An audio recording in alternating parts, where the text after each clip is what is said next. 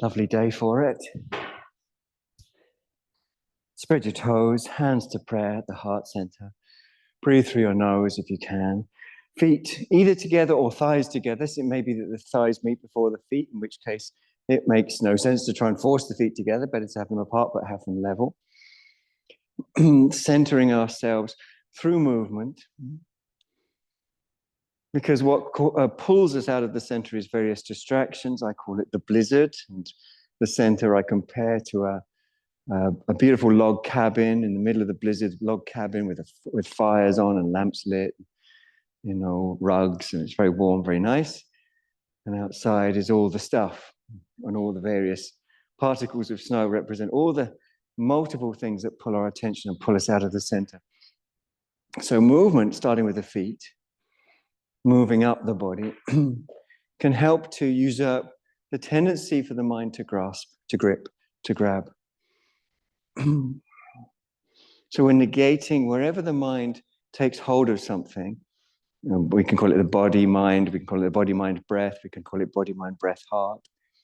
Wherever the mind takes hold of something, we just usurp that tendency. So we stay open. And physical movement's how we do that. We work the physical movement up from the feet. So for me, I'm moving my feet laterally. That is to say, I'm lifting the inner foot of one foot, the inner foot of the other, and it moves the whole body. That works for me, but maybe something else works for you. But we're using it to tune out of the blizzard, as it were, and to tune into this ekagrata of grasping just one thing at first. And from that one thing, that one point, like a singularity, will disappear and reappear in a different experience, an experience of interdependence. Raise the arms when you're ready. Tone the tummy.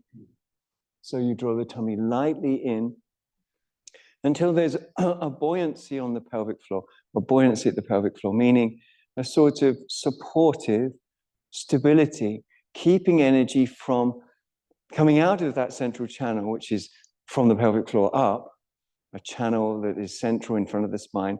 We want to nudge and maintain awareness, which comes under various names, Kundalini, Chandalini, and many other names as well, Chitta, Chit, etc. We want that awareness to stay in the central channel. So for me, I have to keep nudging it there. And if it comes out of the central channel, metaphorically, and in a sense physically, then it comes back into habit patterns. And that's the blizzard. Those habit patterns that pull us particularly. And it's our particularities, nothing wrong with them, nothing right about them, that if we over-focus on them, then we can see the differences. And it's the differences that cause division or the sense of being different, rather than, of course, understanding the essential unity that we all share with all beings. We bend our ankles, knees, and hips and come forwards. We're going to reach for the floor, and you'll feel your back muscles stretching right the way across your rib cage, of course, our rib cages. And that gives us an opportunity to breathe in. As we breathe in, we stretch those muscles. We can feel it. As we breathe out, there's a softness that can come, and sometimes intuition comes as well. So although we have different names, different familial backgrounds, different cultural backgrounds, different biases, tendencies, likes and dislikes, underneath we share one thing. We literally share it, and that is consciousness itself. All beings share consciousness. It doesn't matter if they're plants or animals or people of any country, nationality, age. So as you breathe, we're basically letting go. We're basically noticing where the body's taken hold, where there's a tension that's associated with the breath. We're releasing that muscular tension, necessarily with it the respiratory tension, necessarily with it the mental tension, which is the attachment to particular things, the things of my life, you know. And by overly focusing on my life, we consider that to be more important than someone else's life, and on and on. So this is returning to unity through relaxation. We're going to bend ankles, knees, and hips a little further. We're going to raise the arms up behind us like we're skiing. And of course, some people in the room may have been skiing, and they might be able to remember the little bumps as you go down the ski slope that I've been told exist, having never had been skiing myself. I got close to it once. I went to Mijev with a friend, an ex-partner. The snow was melting. Looked like the hire of the stuff was expensive. I thought, no. So that's as far as I got. Arms forwards and up when you're ready. Breathe through your nose. And you can move up and down. It's not that we are enacting being yogic. Of course not that. But instead we are investigating freely.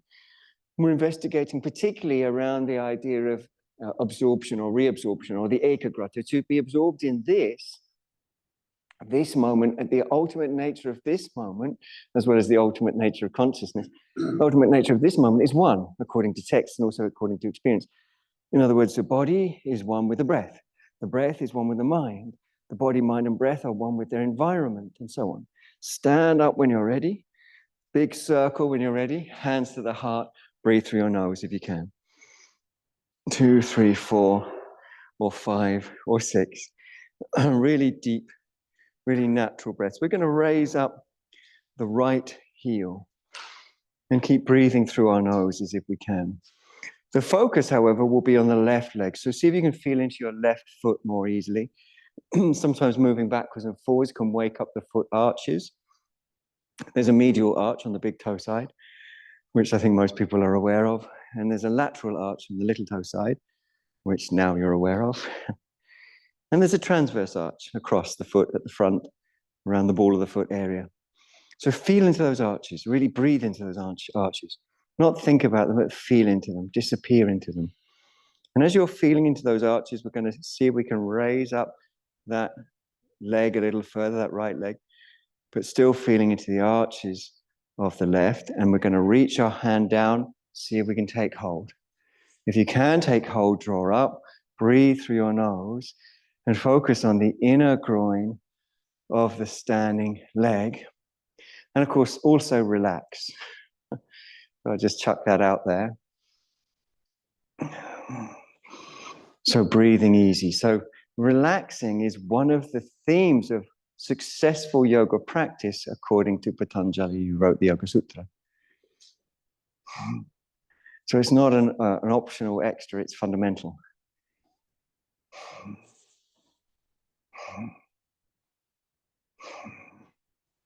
Okay, release nice and calm, nice and easy. Breathe deeply, shake off any way that you want. So it's about being loose, about being relaxed. Of course, I don't know about you, but every single thing that I think of to do with yoga turns into a song. Frankie Goes to Hollywood, Relax, is a song that you could have playing in your mind for the whole of the class. It would be a good reminder. Also, Taint What You Do, but the Way That You Do It, which was written in 1938, would be another good song you could have going through your mind. Or you could just have the 80s version of it, Fun Boy 3 and Bananarama. So when you're ready, really feel into your standing leg foot, into the medial lateral transverse arches, which is a beautiful meditation where you disappear. So this is the ekagrata. This is like tuning a radio station, you know? Like there's lots of interference at first, isn't there? That's the blizzard. We tune into one. When ready, continue to raise up the leg, but really feel into the standing leg foot arches. Hand around the shin. Good sense of humor is important. Patanjali also tells us when we practice yoga, we should be happy, sukha, relaxed and happy. Best way to be happy is to be nice to yourself, to be kind, to be grateful as well, to be content. These are all part of successful yoga, contentment and gratitude. Enjoyment too, bhoga in Sanskrit. Extending up, breathing, enjoying. Okay, well done. Nice and calm, nice and easy. Bring that leg down, hands to your hips, step your feet to a generous stride. Just check that your toes are equidistant from the front of the mat. Then turn your left toes in. Lift the right heel and turn on the ball of the foot and finish the last bit of the turn on the heel. So you've got heel to arch alignment, which is what we're going for. Breathe through your nose if you can.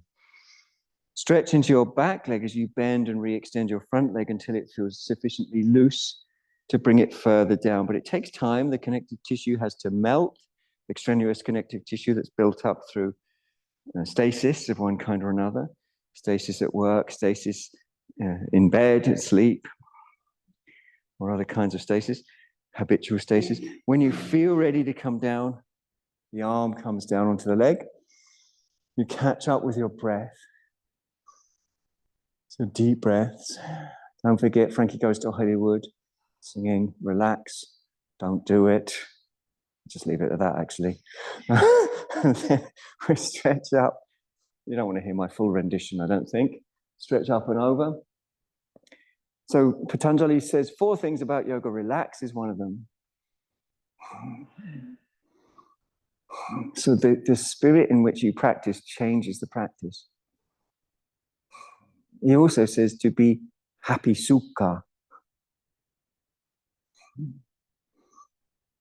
He says, let yourself disappear into this sense of infinitude that is accessible in each pose. In other words, it's not a concept that you're reaching out for. It's a direct experience that you can have by just entering into the experience of the body, brain, breath. It's infinite because it's ever-changing. There's endless adjustments one can make to further occupy the pose. Arm down, palm down, push and inhale to come up. Well done. Feet face forwards, hands on hips, breathe through your nose if you can. It's natural to move, to loosen up the pelvic floor muscles, so feel free to let the pelvis move backwards, forward, so that the pelvic floor muscles, which also get involved in habituation, can be looser, can be more relaxed. Turn your back toes in, front foot and leg out on the ball of the foot, finish off the turn on the heel, heel to arch, alignment, breathing through your nose if you can. Checking that heel to arch alignment. And then when ready, bending and re-extending multiple times with the view to really melting. That's literally what happens, is extraneous myofascia melts. In addition, hydrating.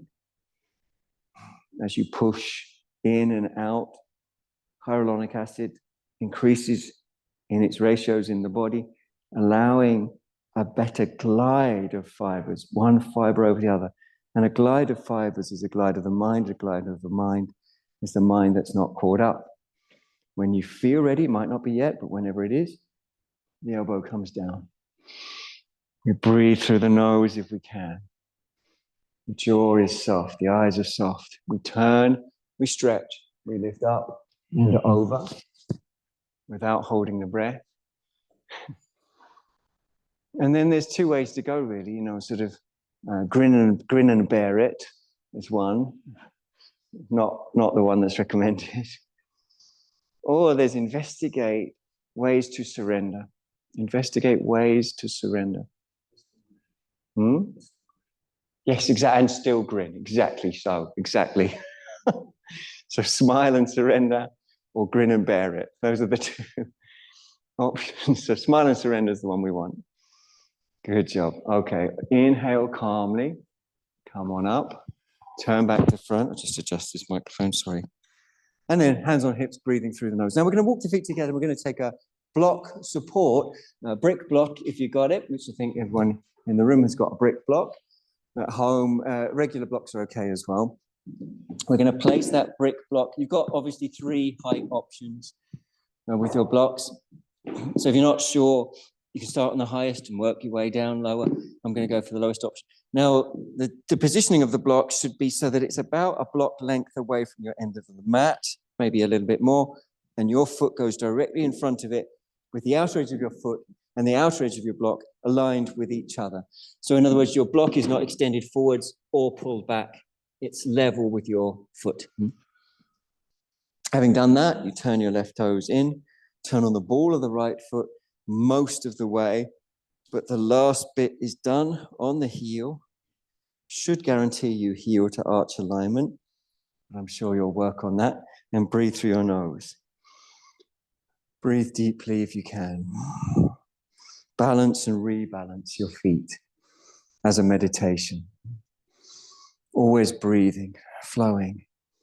It's like a flower that's beginning to open, or a closed fist that's turning to an open palm, or the sun that's rising on a cold morning, bringing warmth. It's that kind of vibe.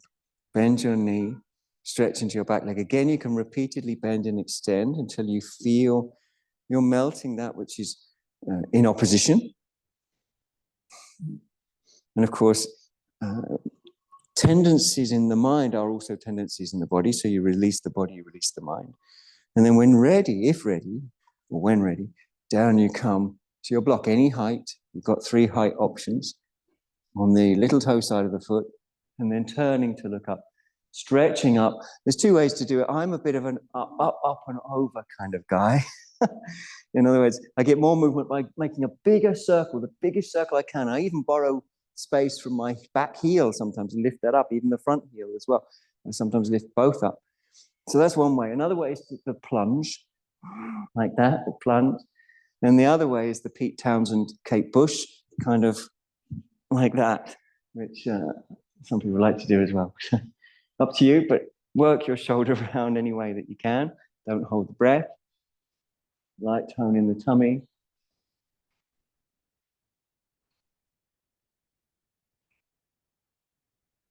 Good. Arm down. Can you come up with the block? That would be great. If you can, turn the feet forwards. Hold the block in front of you. Feet level, breath deep. So deep, natural, expressive, honest, spontaneous. Back toes in, front foot and leg out on the ball of the foot. Finish off the turn on the heel. So heel to arch alignment. Your block can go down. You know where it's going to go now. You know what height you want it to be. And then when you're ready, you can begin bending and extending back and forth.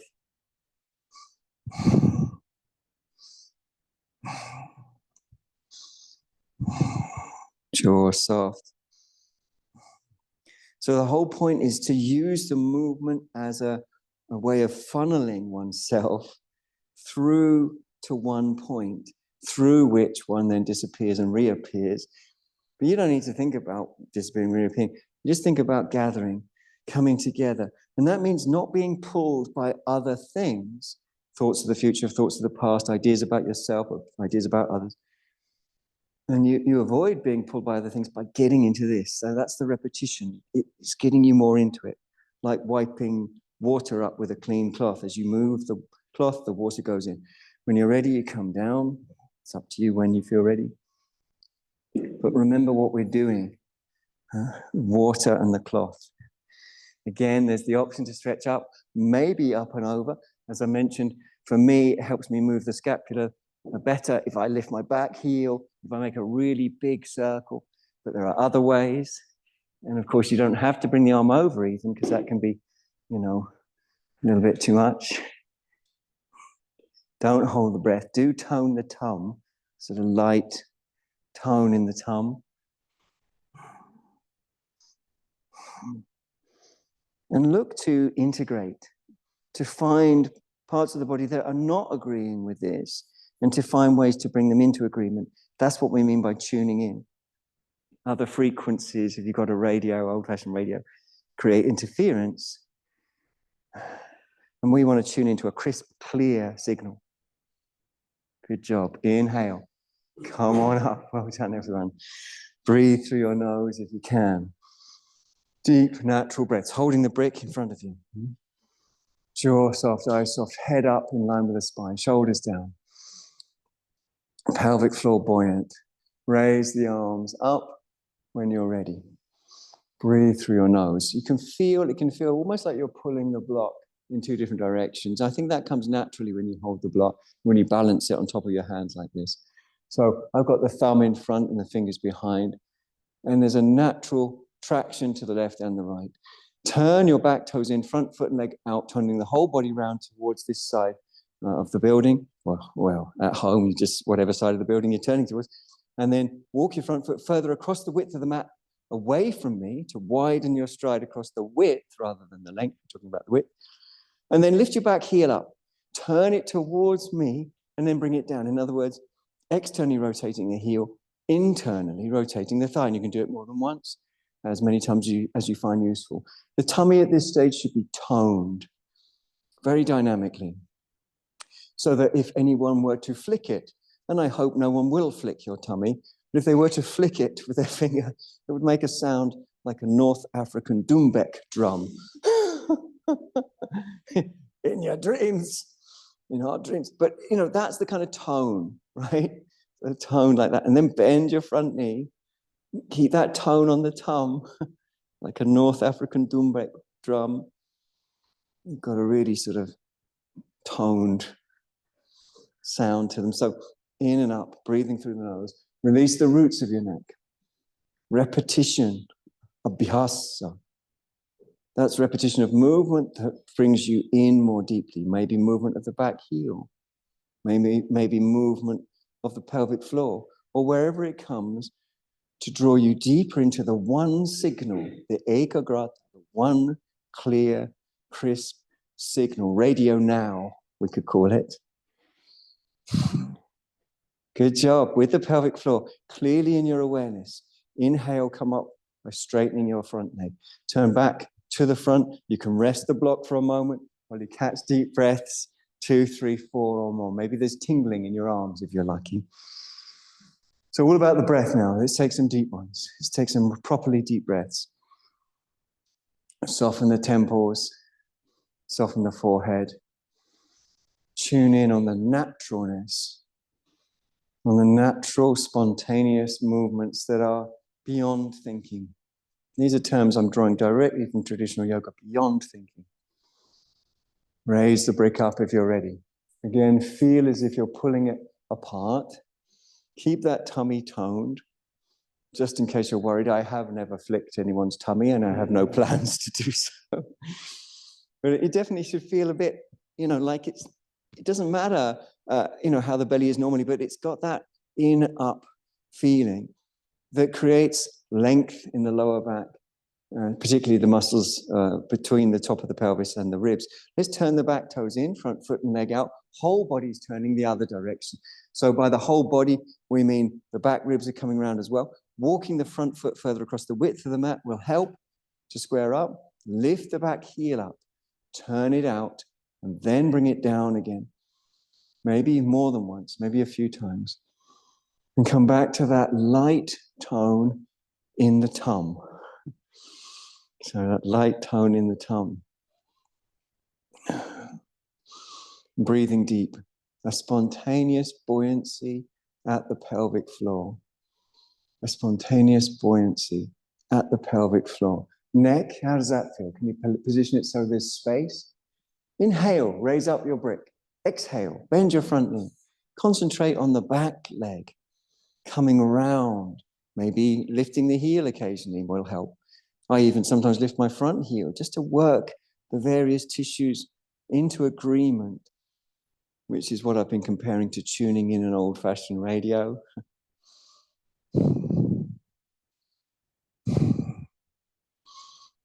Keep breathing into it. Light tone in the tummy, pelvic floor lifted.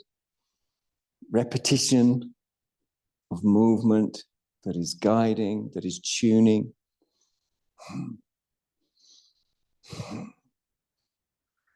So from a broad beam to a sort of laser point, everything's gathering together into this, what yoga would call bindu.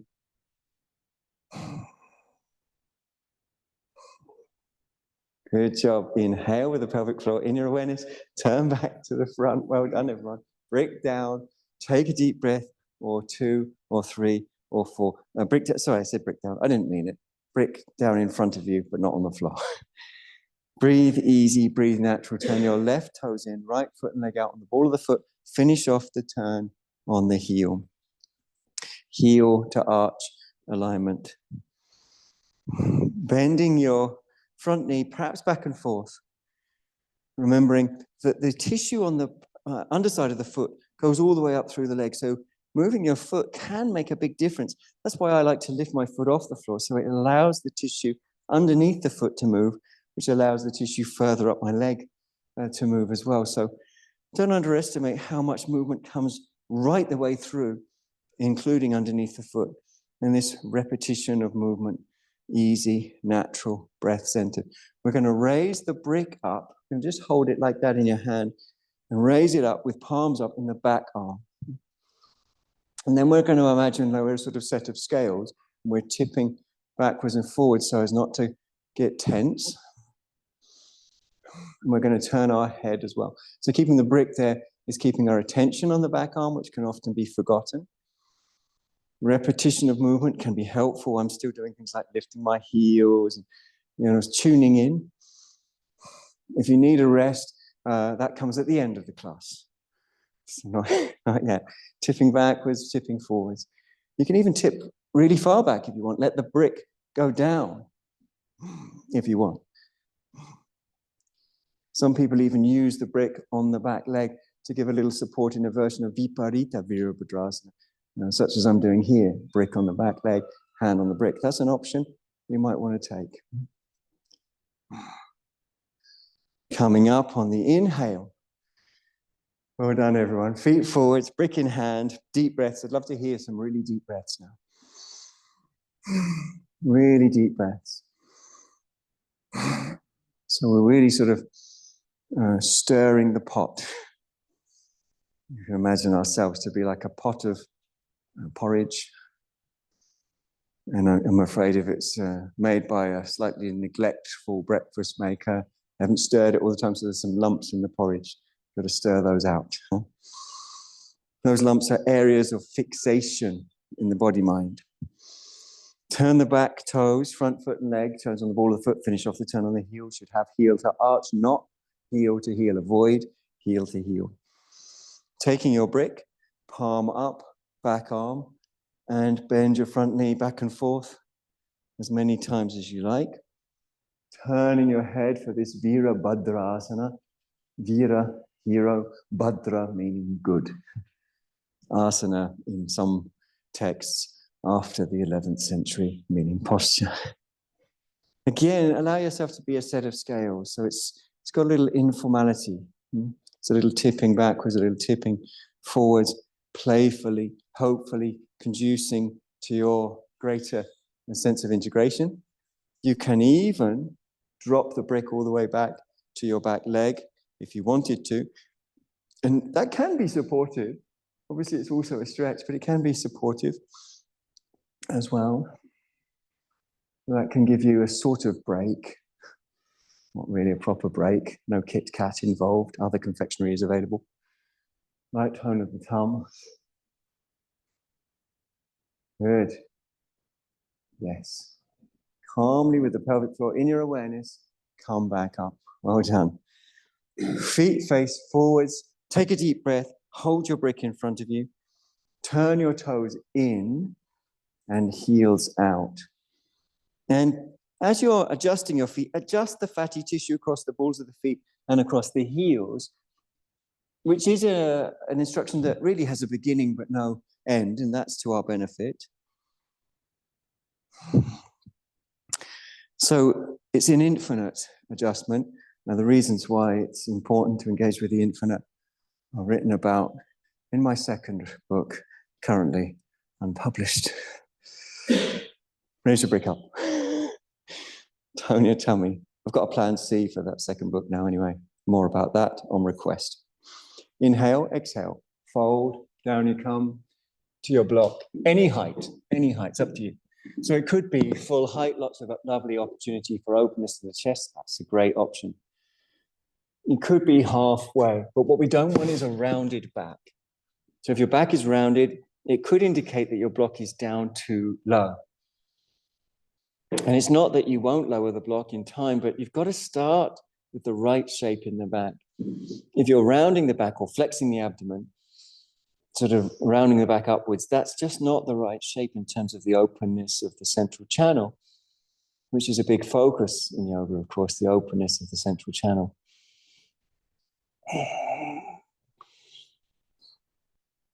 Come back to balancing and rebalancing. Most of us carry an enormous amount of tension around with us, don't we? You don't have to answer out loud. I know you do. We all do. that tension is mostly orbiting around the idea / ideal of self.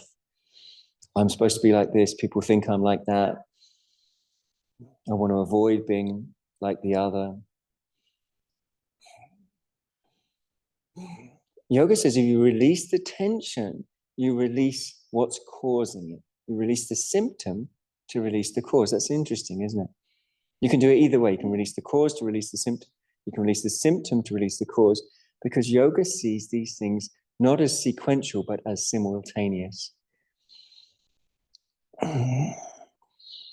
So as you adjust and readjust the alignment of your feet, letting go of the way the little toes tend to curl under. They sort of run for cover, don't they, the little toes? And being endlessly patient. Patience isn't bearing with something for as long as you can until you blow. That's not patience. Instead is this engagement with the richness of the way things are without waiting for an end point. Waiting for an end point is not patience. Without waiting for an end point. It's breathing, easy, natural.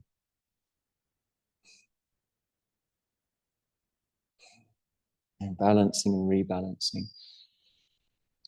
So we've got a whole host of different heights for the block. It doesn't matter what height it is. It does matter how your breath is. For some people, going lower is the right thing to release the breath. For some people, going higher is the right thing to release the breath. So it's about the breath, and that's all.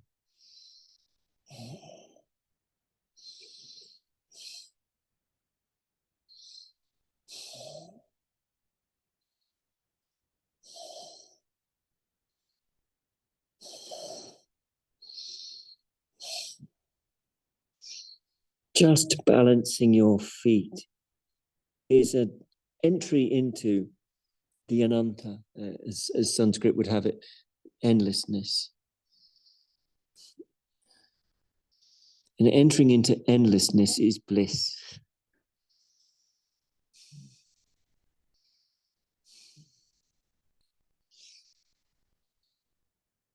Okay, coming back through any stages you went down into, and then walking your feet a little closer towards each other, getting as high as you can on your brick block before leaving it and coming up, leading with the chest. And finally, walking your feet back together and coming down to laying down on your back. Good news, everybody, down on your back. So once you're on your back, hands underneath your head, I'm sure you'll take 5 or 6 deep breaths. We've actually come here today to breathe. You know, we could be pedantic and say, well, I've been breathing, all my life so far. So how have I come here to breathe? Breathing here, of course, is in reference to a very particular kind of breath. A breath that is surrendered. It's the kind of breath you take when you're relieved about something, Sometimes, we're on a long project of some kind or another. And there's a bit of tension involved. It's a bit of a tightrope walk. And then you get to the end and it's a relief, It could be at the end of a busy day. It could be after a particular project is finished. It could be after you've had to stay with difficult circumstances for a while. But one way or the other, there's this sense of relief. Could be when you finally get to the weekend, or you get on holiday, or whatever it is. You get on retreat. Finally release. Now we're going to flex the hips, meaning we're going to lift the feet. And we're going to draw the thighs in close-ish to the pelvis. And we're not going to hold the breath. Going to relax the jaw. Going to relax the popliteus muscle. I shouldn't have favorites, but the popliteus muscle, I have to confess, is one of my muscle favorites. I don't know if anyone else has muscle favorites. It's probably a bit of an unusual thing to have, but it's a small muscle, little cute muscle, a little sort of almost a secret muscle inside the knee capsule that helps with knee flexion, in other words, bending of the knee. And when you pay attention to the popliteus muscle, there's a sense of softening in the knee capsule. It's quite profoundly connected to releasing in the breath and releasing of this tension of being someone, going somewhere. So just relaxing, relaxing, relaxing. And it's a meditation on the release of the popliteus muscles. Very subtle, very lovely. Now, whilst maintaining that beautiful sense of ever softer internal knees, we're going to lift up our heads. Now we've got hip flexion plus abdominal flexion. So the abdominal flexors, which are also hip flexors, are active. So, for example, the rectus abdominis, coming from the pubic bone to the breastbone and to some of the internal or the medial ribs, that muscle, which is your six pack, you'll remember it from when you last looked in the mirror and you thought, wow, look at my six pack. Now that's the rectus abdominis. So, and you can feel it pulling on the pubis. In fact, if you rock your legs a little bit in just a very small range of motion towards your head and then away, you can feel there's a little moment where there's a pull on the pubis. See if you can just hold when you've got that pull on the pubis for a moment, and then you can let go and you can repeat. Just tune in on the rectus abdominis. So it's a central sheath of muscle. It's the most superficial of the abdominal muscles, meaning closest to the skin. Behind and in front of it, there's connective tissue coming from some of the other abdominal muscles. So simple back and forth, breath centered, jaw soft, eyes relaxed. Not only is the rectus abdominis active, but also the psoas major.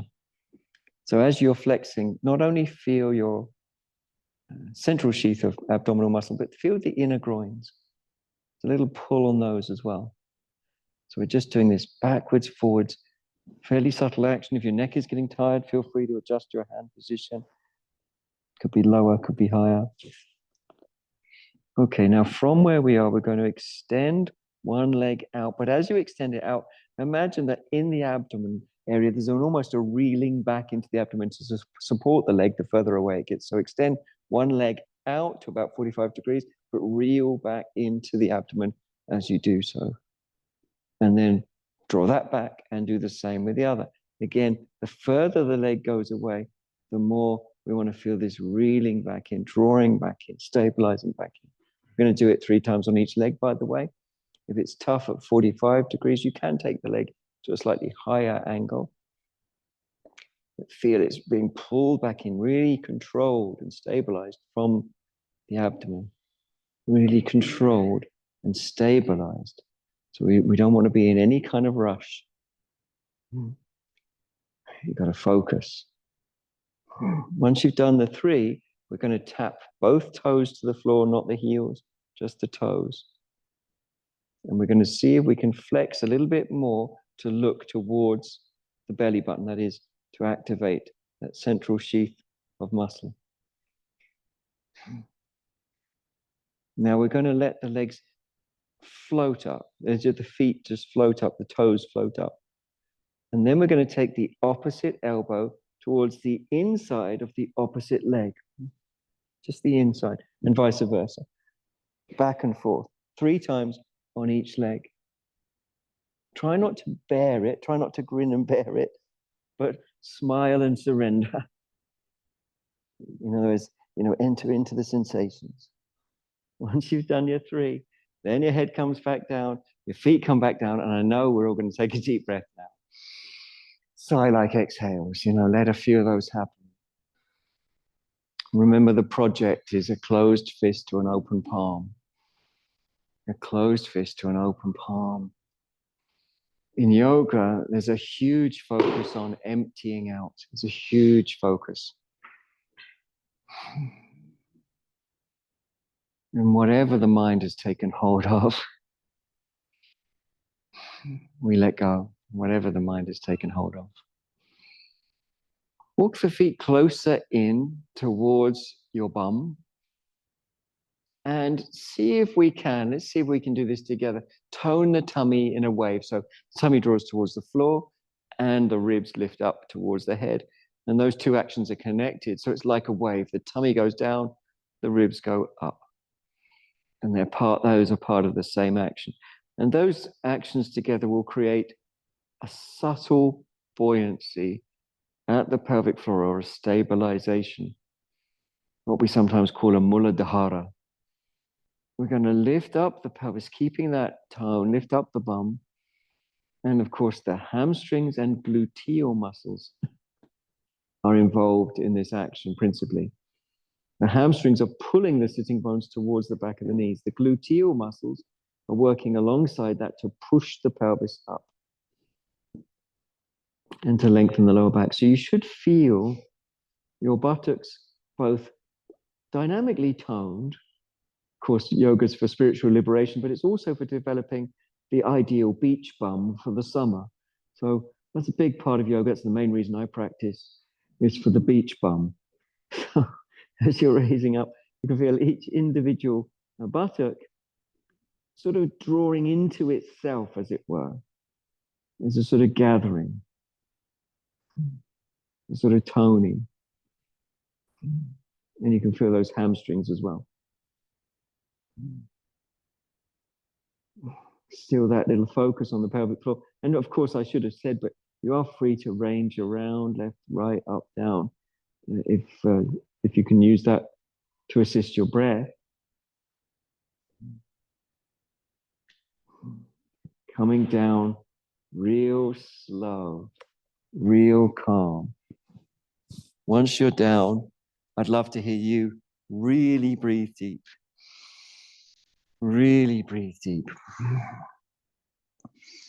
And as these deep breaths flow through us, we can feel the sense in which we move from a closed fist to an open palm. That open palm represents the openness, the emptiness, as sometimes it's called, which itself conduces to lightness. So openness, lightness, breath-centered. Flex your hips again. Again, you're going to feel mostly the psoas involved at first. So can you feel that pull from the inner groins?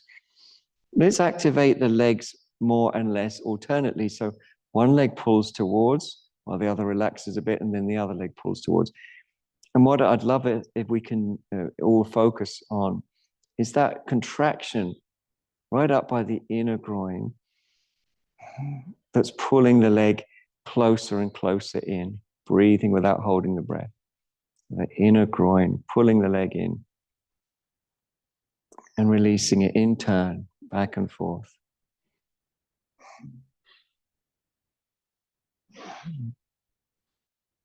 Don't hold a breath, let it go. If you're worried about the doorbell, keep going. Don't worry, it's not for you. It's not raining out. They'll be okay. Whoever they are, they'll be okay.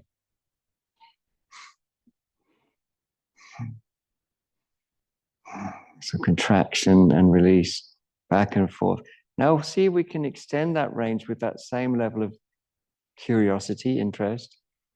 So we're extending the range of how much the leg draws in, but also how much the other leg begins to draw out. We're beginning to extend the knee as the leg moves out into opposite of flexion, extension. And gradually, we're going to bring the legs all the way out to about 45 degrees and then retract. We're going to do that 3 times on each leg. But there's this big focus on what's happening in the inner groin, the stretch, the retraction, the stretch, the retraction. Keep your mind 100% with the moment. Once you've done the 3 on each side, toes only to the floor. Toes only, or tonely, as I like to call it. Head lifts once your toes only touch the floor, and you look towards your abdominal center. so-called Nabha chakra. Breathe through your nose. If there's any trembling of the tummy, perfectly normal. Now see if you can, without really letting the whole thing move too much, see if you can let the feet float and drift. Float and drift. Float up, drift towards. Lower back kisses the floor, gets closer to the floor. Float and drift. Breathing through the nose if you can. Holding the belly in isometric contraction. In other words, holding at the same length. Isometric means same length, which is the contracted position. And then taking the belly through eccentric contraction, so slowly moving the toes back down, slow as you can. And then finally the heels, and then finally, the head. Don't think there's such a thing as finally. Anyway, there you go. Deep breaths. Deep breaths. Let's hear them. Let's really have them. So we've come here to breathe. We've come here to breathe. And this is a process of learning to trust openness or emptiness. We're going to release the hands from behind the head. We're going to stretch the arms out in what some yoga teachers call cactus position, because you look a bit like a cartoon cactus. The elbows are a little higher than the shoulders. If you look to the side, you should see that your elbow is a little bit higher than the shoulders. And the angle between the bicep and forearm is more than 90 degrees. And in other words, anything from 91 degrees to full extension, 180 degrees out. So and then we're going to lift the feet up off the floor, breathing through the nose. Relax your neck, relax your jaw, relax the tongue, relax the lower back. Let the legs drift, drift, drift, drift, drift in. Let the legs drift, drift. I hope the word drift is evocative. They're drifting. It's a specially chosen word to evoke the right way of the legs moving. They're drifting. Now, when you're ready, we're going to lift the pelvis and shift it towards me. So we're going to do that together now by swinging the legs in, the pelvis comes up, and then you shift it towards me. The legs go the other way, away from me, stacking one knee on top of the other and drawing your belly in. As your legs come down towards the floor, away from me, you shifted your pelvis towards me, but legs away. Then it's not unlikely that your back arm will lift. That's fine. What we really want is deep tone in the deep belly. In other words, draw in and pull up. Draw in towards the spine and draw up. You can either land your legs or hover them. What we don't really do is a mixture. So we're not landing the feet and hovering the knees, for example. They're either both down or both up. Keep that tone in the deep belly all the way up through the front of the spine. That's what keeps the integrity of the pose. All the way through the front of the spine.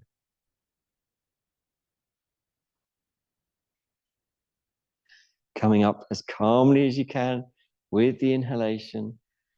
Well done, gang. Feet down. Bring the pelvis back into alignment, shoulder blades back into alignment. Love to hear you take a deep sigh-like breath or two. Really letting go, really letting go, really letting go. Jaw soft, neck soft, eyes soft, brain soft, throat soft, tongue soft.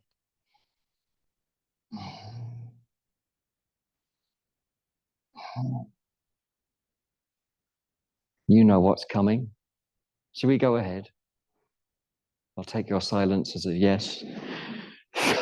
We're going to flex the hips. Again, swing the legs, pelvis the other way this time, away from me.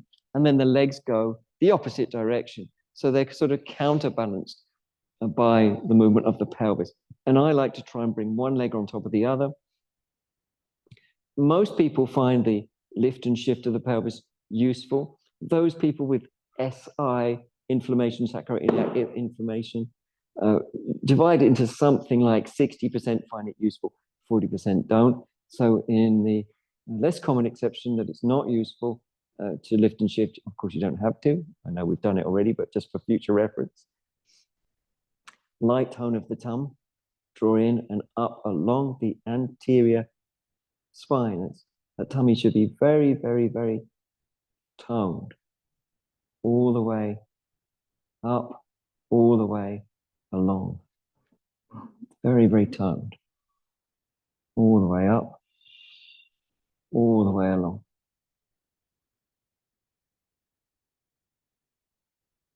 Again and again. Come up calmly if you're ready. Feet down on the floor. Well done, everyone.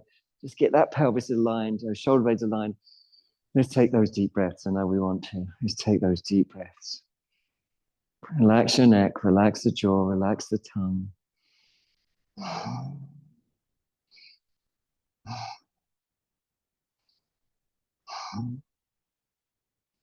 Relax the neck, relax the jaw, relax the tongue.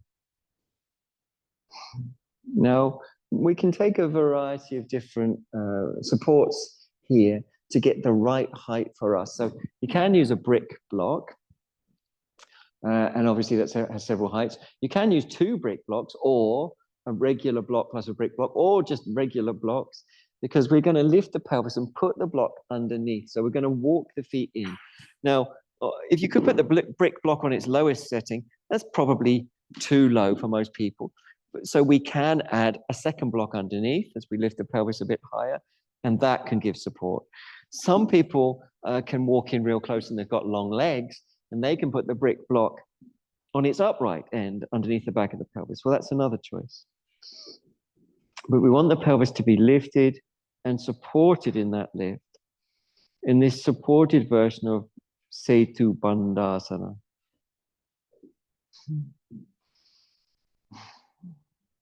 If you're using the brick block directly on its highest height, most people find it useful across the back of the sacrum because it helps to balance where the sacrum, which is just above the tailbone, meets with the 2 halves of the pelvis. It helps to keep those 3 areas in communication. Hands on the ribs, chest opens towards the chin. So to do that, press into the back of the head. Lift your shoulders for a moment, really puff the chest, and then bring the shoulders back down. So the chest is puffed up towards the chin. And of course, any tightness in your neck is now exposed. So you have an opportunity to breathe into that.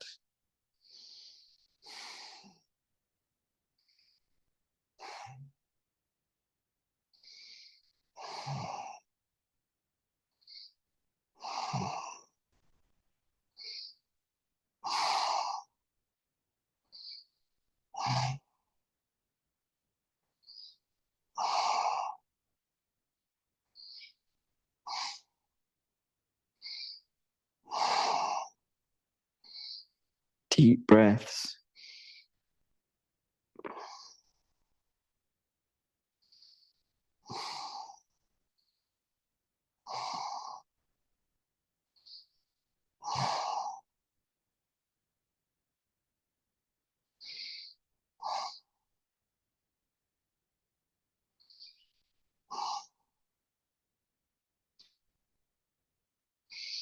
Okay, well done. Walk in if you need to get the height again. Remember when we toned the tummy, drew it in and up. That's useful here too when you take the block out. And then finally walking the feet away, putting the block or blocks down, resting with your hands on your ribs, either the lower ribs or the upper chest, and moving your elbows until that's comfortable.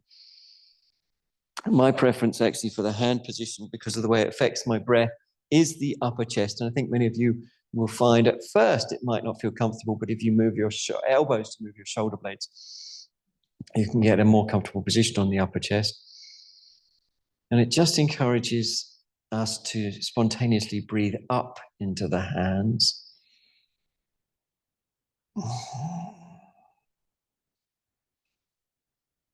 And that encourages any tension between the ribs to begin to be exposed and thereby released.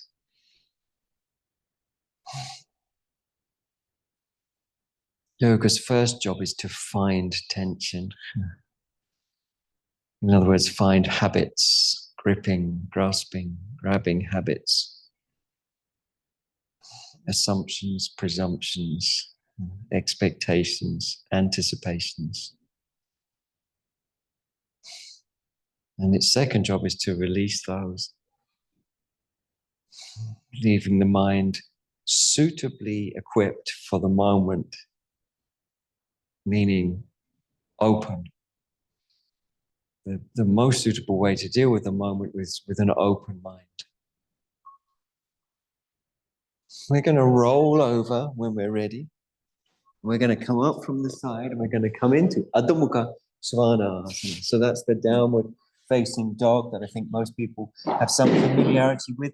Good to tuck your t-shirt in at the front if it's a loose fitting t-shirt, because it can sometimes come over your head and cause you to feel suffocated by your own clothing. We don't want that. Fingers face forwards. Have a look, middle fingers. Spread all your fingers really wide, so you're spreading that connective tissue across the palms of the hands. Can you spread a little wider there? Having done so with your toes tucked under, we're going to lift up into our down face dog whenever we're ready. It's worth making a double check of those hands, that they're the same distance from the side of the mat as each other, and that they face the same way. You can use your middle finger as a gauge. And if you've checked your hands, you should also check your feet are the same distance as each other from the sides of the mat. Many people have their own approach in down face dog, moving the pelvis, bending the knees, pedaling the feet. If it loosens your breath, you're doing the right thing. If it loosens your breath, so if it's bending your knees, if it's moving your pelvis, if it's pedaling the heels, then if it's releasing your breath, it's doing the right thing. If it's stasis, a sort of external stasis with internal movement, and it's releasing your breath, again, it's doing the right thing. We're going to take the hands a little wider to provide space for the collarbones. We're going to bring the shoulders forwards. Even if there's some challenge to the wrists, this is a very good thing to do. If the challenge is just way too much, bordering on unbearable, then you can, of course, come to your forearms instead. But bearing in mind that problematic wrists are in a large part due to compression on nerves, which might be coming from the upper back or through the carpal tunnel, stretching the wrists with pressure is a useful thing to do oftentimes. We're going to lower the knees towards the floor, but not full weight. Sorry, do like you though. Just very like an annoying, nearly resting, but not quite. Okay, it's like quite annoying. Then lift one knee, which is also annoying, and keep the other one just touching the floor so lightly, not really taking weight there. If you do feel annoyed by this, may I suggest furrowing your brow? Then go the other way, the other one down, the other one up. Maybe gritting your teeth at this point, raising both legs up. And then knees forwards, coming to a seated position, using blocks between the heels and buttocks, 2 blocks, or 1, 2 blocks, if your knees are tight. A rolled up blanket underneath the front ankles, if your ankles are tight. And sitting upright in the Vajrasana. Love to hear us all take some properly deep breaths. And I wonder if we can let ourselves really sit.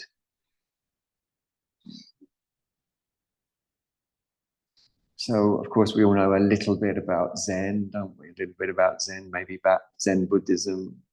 We might even know that the word Zen is a kind of bastardization of the Chinese word Chan, which itself is a bastardization of the Sanskrit word Dhyan or Dhyana, which means meditation.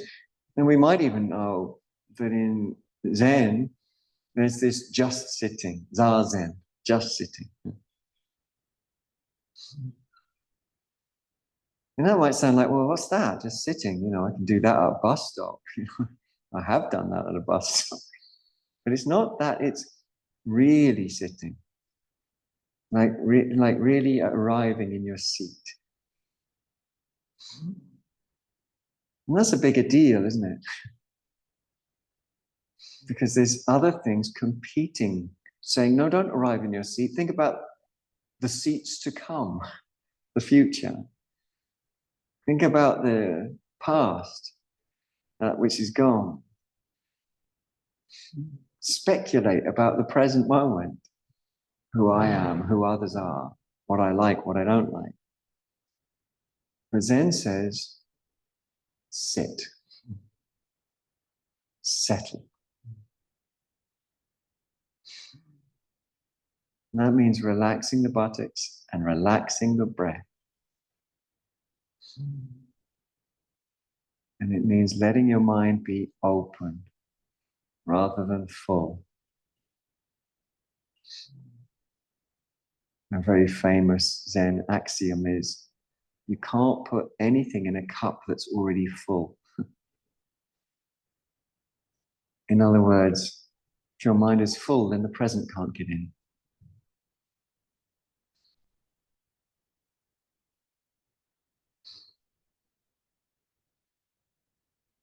So arriving is the art of Zen.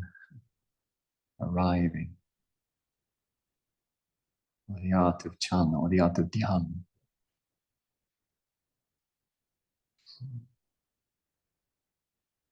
Bring your hands on the floor behind you, fingers facing forwards. The fingers are far back enough for the wrists to be a little further back than the shoulders. And it means that we're all going to feel a stretch in the shoulders, right? And in the rhomboids too, between the shoulder blades. Tone your tummy in a wave. In other words, draw it in, pull it up. With the pelvic floor buoyant, lift your bum if you want to, if you can, if you're happy to. And if you can, I'd love to encourage us all to barrel the chest so it rolls and rolls and rolls, and with it the head. So the chest barrels like it's rolling consistently over in the direction of the head, and the head, as a result, expresses the freedom that comes from barreling the chest. Well done, everyone. Come out calmly and back to seated position. Breathe through your nose if you can. We're going to extend out our legs, which is a blessed relief for some. Draw the buttock flesh out and back into the highly meditative Dandasana, very, very popular with very few people. Buttock flesh drawn out and back, sitting on a block if you feel slumpy. Remember, slumpy leads to grumpy. So we don't want that. And then we're going to bring our hands next to the hips, and we're going to look for lightness. And look for lightness, particularly in the lower back. One way to look is to range around. So we're not fixating on forcing the back up. That would lead to tightness. We want lightness, not tightness. And lightness, not tightness. So we're ranging around looking for lightness, lift, space in the lower back. For us to be light in the back, it's necessary for us to be light in the mind, isn't it? So ranging around, looking for height, looking for lift, looking for space. Investigative, aware, lifted. Shoulders really spacious. Sometimes it feels natural to pull back there, doesn't it? So those collarbones feel spacious. Their head is in line with the spine, upright. Even the toes have energy, calm energy, spreading across the foot. Okay, well done. Ease out of your Dandasana. One of the most meditative poses that yoga offers. And we're going to come into Siddhasana, or another pose if you find Siddhasana difficult. Siddhasana is sitting on a block with your heels aligned with each other and with the midline of the body. But other seated positions are fine as well. We're not going to sit on a cork block, however, if we're in Sukhasana. If we're in Sukhasana, we're going to sit on a purple block. But we're sitting on a cork block if we're in Siddhasana.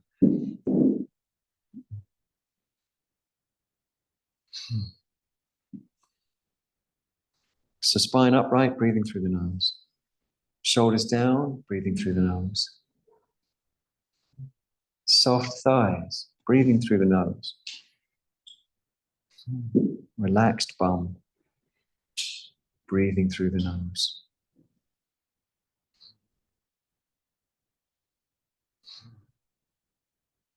Moving away from everything that's peripheral to the center, the blizzard outside of the log cabin. The warm, glowing, orangey glow of the light coming through the windows of the log cabin as it sits amidst this veritable blizzard.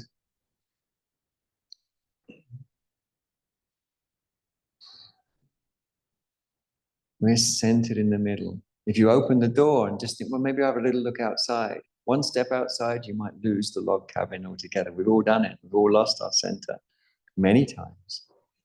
Step outside, oh, where am I? You know. Someone said generously to me yesterday, oh, thank you for bringing me back to my center. Of course, it wasn't me as opposed to yoga. But that's the log cabin, the center. We get lost out in the blizzard so easy. The moment that we reach out to anything at all. So all action, all speech, all thought can come spontaneously from the center. You don't need to reach out. You don't need to enter into the blizzard. You need to keep the lamps burning, the fire going, coffee on the stove, so that other people can find the log cabin too.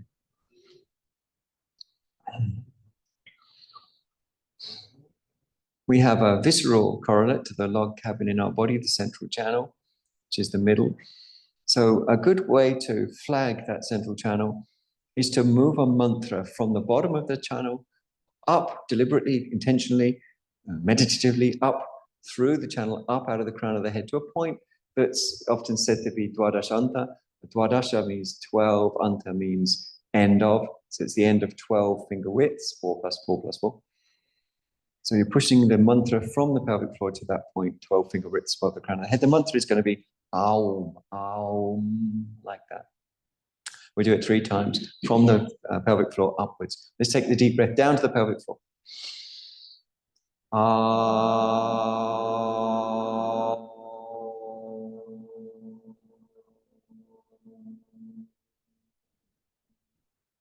up to the Dwadashanta, above the crown of the head. Next one, when you're ready, down to the pelvic floor.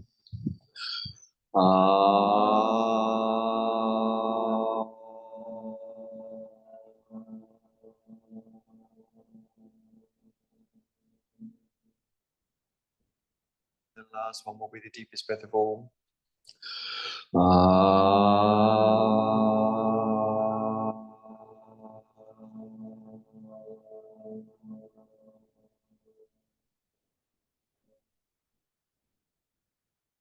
And just sit with that sense of center. Sit with that sense of center, the log cabin in the blizzard. Still, it's still quiet, warm, comfortable, peaceful, restful to be in that log cabin in the center. Plus, we're flagging it for others by keeping the fires burning, keeping the lamps lit, so that others may find refuge from the blizzard. Coming out to try and find others means you're just one of the many wandering around the forest that sits around the log cabin that is permeated by this blizzard. Just one of the many lost out in the blizzard. Sometimes we bump into each other out there, cling on to each other for a while before the blizzard blows us apart again. This is a metaphor for samsara, conditioned existence.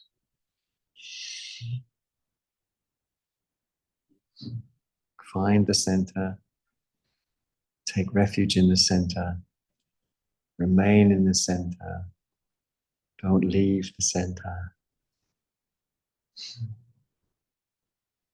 And all your actions, speech, and thoughts are like the glowing orange light through the windows.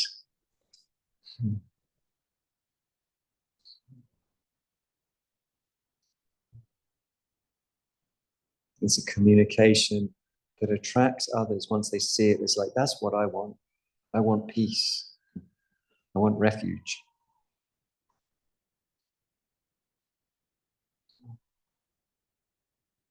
When we're ready, we're going to come to our final pose, which of course is the Shavasana. We're going to lay down on our backs, making sure we're warm and comfortable. I've rather generously allowed for a 2-minute Shavasana today. Good Lord. Generosity knows no bounds. Make sure you're warm and comfy. The hands should not be on the yoga mat, but away from the yoga mat. The shoulder blades should be scooted under the body.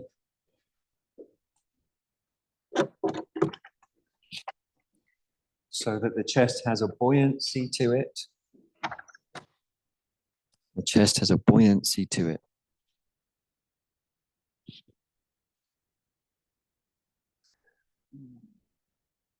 And the eyelids like little blankets over the eyeballs that have this beautiful steadying influence.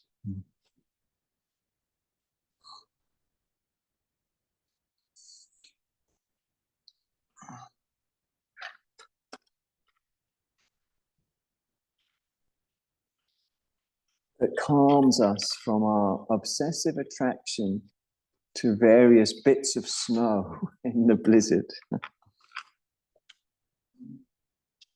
And as our fixation or attachment or addiction is calmed with the eyelids over the eyeballs.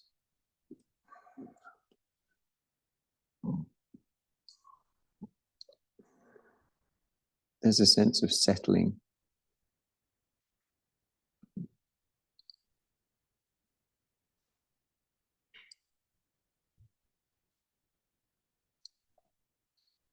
There's a sense of peace.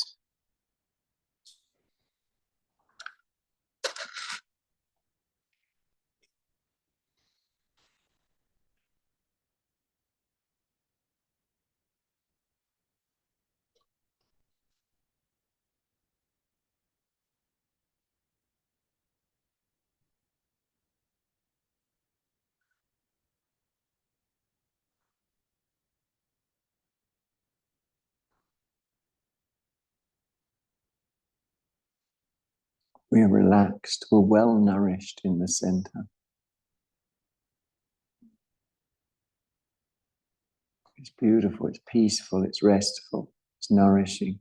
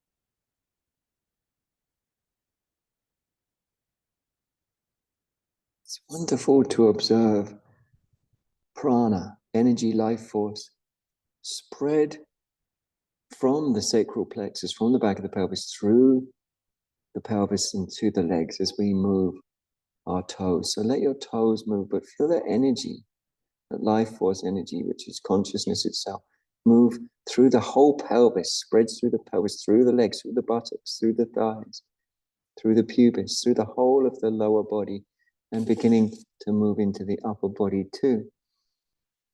And as you move your toes and feel this prana related to the movement of the toes, also begin to move your fingers.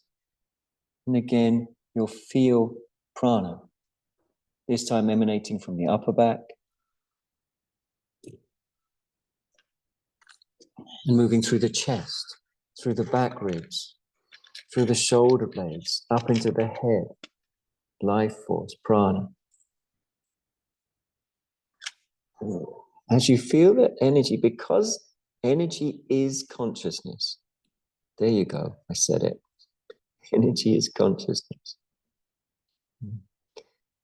And because consciousness has certain powers, spontaneous powers connected to it, we start to move intuitively, spontaneously. There's a sort of natural will so that the body starts to stretch in its own ways. We might rub our eyes or run a hand through the hair. So we're taking further stretches. Eventually they lead to us feeling ready to bend the legs, which is of course what we do. And we place the soles of the feet onto the floor, scoot the buttocks under, take an extra deep breath to release the lower back completely, maybe 2 or 3 or 4 of those, before rolling over onto your side, facing away from the shrine side of the room. Lay as comfortably as you can.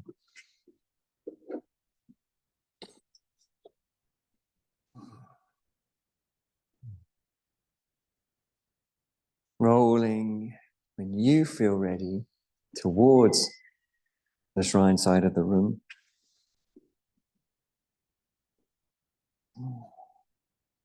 We'll bring ourselves up nice and easy from the side and facing towards the shrine with our hands in a prayer position.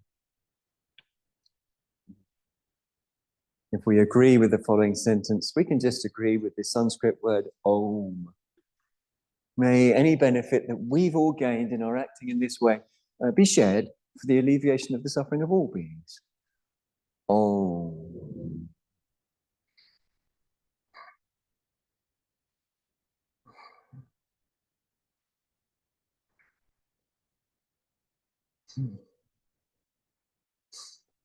Thanks so much for coming. Really appreciate your time. I'll remind you that in a couple of weeks, I'm running an immersion yoga trip, long weekend away in Sussex. Still are spaces on that. And then I shouldn't mention winter really, but if I tell you that this winter, there's 2 rather positive things. One is I'm going to Gambia in November to teach yoga. And in March of 2026, the distant future, going to India to teach yoga. So I just thought I'd mention those, just little flags in your mind. Thanks very much. Thank you. Thank you. Thanks, Sumas. Mwah. Love you all. Thanks for coming. Stay out of trouble.